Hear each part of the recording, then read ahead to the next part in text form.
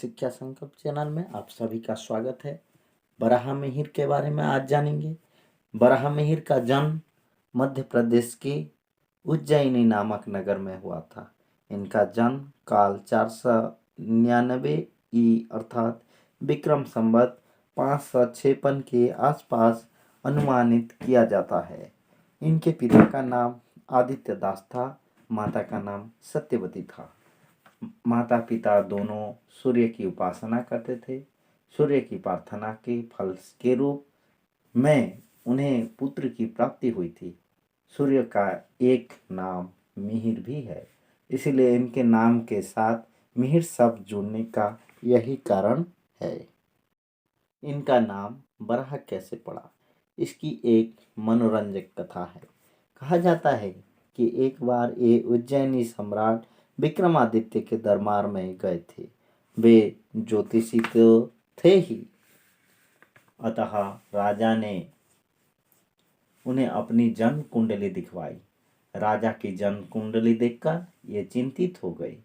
राजा ने जब इनकी चिंता का कारण पूछा, तब इन्होंने कहा, राजन, तुम्हारी भाग्य में एक पुत्र प्राप्ति का योग है, किंतु किंतु क्या? राजा ने भावुकता पूर्वक प्रश्न किया। किंतु ये पुत्र बड़े होने पर बराह अर्थात सुअर द्वारा मार डाला जाएगा। ज्योतिषी ने सकुचाते हुए कहा। कालांतर में ज्योतिषी की भविष्यवाणी सत्य सिद्ध हुई, इसलिए इनका नाम बराहमिहिर के नाम से प्रसिद्ध हुआ।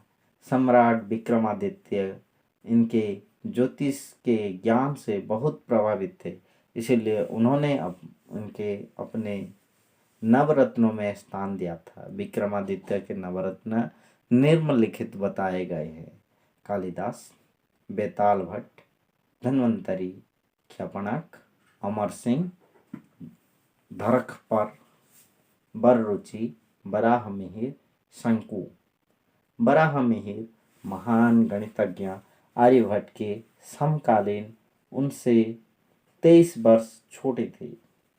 इन्होंने ज्योतिषी शास्त्र पर अनेक नए शोध किए।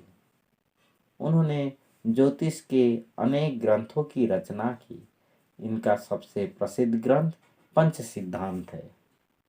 पंच सिद्धांत नामक ये ग्रंथ मूलतः ज्योतिष शास्त्र पर आधारित है। इस ग्रंथ में बराहमिहिर ने अपनी ज्योतिषी संबंधी खोज का वर्णन किया है। साथ ही ज्योतिष शास्त्र के प्राचीन सिद्धांतों का महत्व भी प्रतिपादित किया है।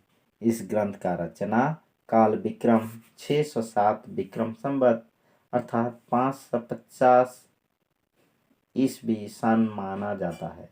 बराहमिहिर ज्योतिष के साथ साथ खगोल विज्ञान के भी महान ज्ञाता थे। इन शास्त्रों को आजकल एस्ट्रोनॉमी कहा जाता है।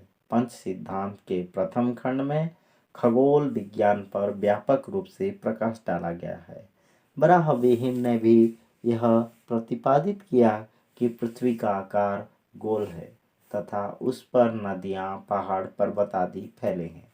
बराहमिहिर के समय में भारत और यूनान के बीच गहीर मित्रता थी। यूनानी वासी विज्ञान में काफी उन्नति कर रहे थे।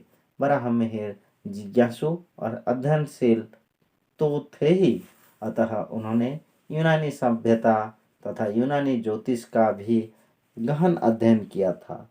ये यूनानी विद्वानों के विषय में लिखते हैं, यूनानी लोग आदर के पात्र हैं, क्योंकि वे हम सबसे आगे हैं और विज्ञान में काफी उन्नत है। पंच सिद्धांत के अलावा उनके दो महत्वपूर्ण ग्रंथ है, बृहद जातक तथा बृहद संहिता। इन ग्रंथों में भौतिक, भूगोल, नक्षत्र विद्या, वनस्पति विज्ञान, प्राणी शास्त्र के साथ साथ तत्कालीन सामाजिक, राजनीतिक परिस्थितियों का वर्णन किया गया है। इन ग्रंथों में से हमें प्राचीन भारतीयों का वैज्ञानिक खोजों का भी ज्ञान प्राप्त होता है। बराहमिहिर का वनस्पति शास्त्र पर भी अच्छी अधिकार था।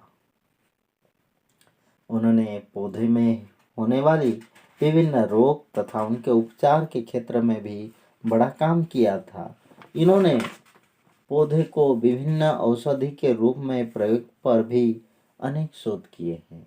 गुप्त काल के इन ज्योतिषियों आर्यभट्ट, वराहमिहिर, ब्रह्मगुप्त ने इस बात की खोज कर ली थी कि नवमंडल में ग्रह प्रतिबिंबित प्रकाश में से चमकती है।